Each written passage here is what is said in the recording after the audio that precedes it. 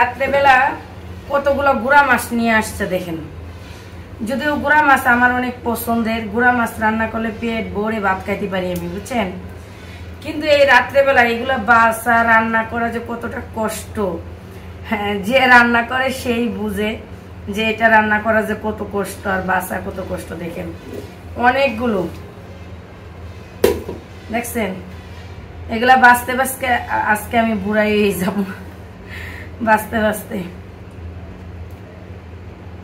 আজকে এই গুড়া মাছ রান্না কইরে তারপর হয়েছে গিয়ে পেট বইরে ভাত কাম হয়েছে। দেখে কদিন যাবত খালি মাংস টাংস মেহমান ছিল, আবার ঘরে জ্বর ছিল সবার, মাংস টাংস আর ভালো লাগে না।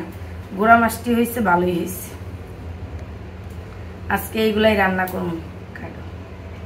আসসালামু আলাইকুম, সবাই কেমন আছেন? আশা করছি অনেক ভালো আছেন। স্বাগত জানাচ্ছি নিউ আরেকটি ব্লগ ভিডিওতে। চলেন রান্না করতে করতে কিছু কথা বলি। আজকে কাউকে কখনোই এত বেশি সম্মান করতে যাবেন না যাতে করে আপনার সম্মানটা কমে যায়। যে পরিস্থিতির শিকার আমি নিজেই, তাই আজকে এই কথাগুলো বলতেছি আপনাদের কাছে। আমি যতই চেষ্টা করি মানুষকে ভালোবাসার জন্য, কিন্তু আমার সাথে যেন ঠিক তার উল্টোটাই হয়ে যায় সব সময়। আমি ভালোবাসলে কি হবে, কিন্তু তারা আমাকে মন থেকে ভালোবাসতে পারে না।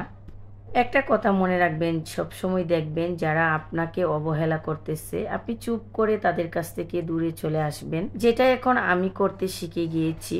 আমি কোনো অভিযোগ করি না, বরং চুপ করে সেখান থেকে সরে আসি। আর আল্লাহকে সবসময় বলি যে আল্লাহ আমাকে আপনি ধৈর্য দান করেন, যেন মানুষের এই অবহেলাগুলো আমি সয়ে যেতে পারি। আর আপনারা সবাই আমার জন্য দোয়া করবেন, যেন আমার জীবনে এমন একটা দিন আসে, সেদিন যেন আমি তাদের কাছে ভালো হয়ে উঠতে পারি বা নয়নের মনি হয়ে যাই। বাংলায় একটা প্রবাদ আছে, যাকে নিন্দে তাকেই পিনতে হয় নাকি। তবে আমার একটা জায়গায় গিয়ে খুব কষ্ট লাগে, যাদের জন্য এত কিছু করি তাদের মন পাই না, সেজন্য অনেক বেশি কষ্ট লাগে। আমাকে তারা সবসময় ভাবে শত্রুপক্ষ। তবে হ্যাঁ, আমি কিন্তু তাদেরকে আপনজনই ভাবি।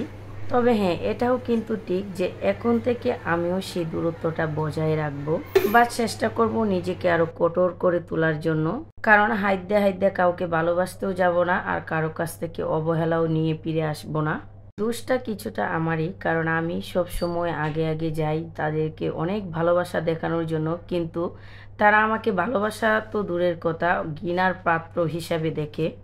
আল্লাহ যেন এমন একটা দিন আমার জীবনে দেয়, যেদিন আমি এই কষ্টের কথাগুলো তাদের মুখের উপরে প্রকাশ করতে পারবো।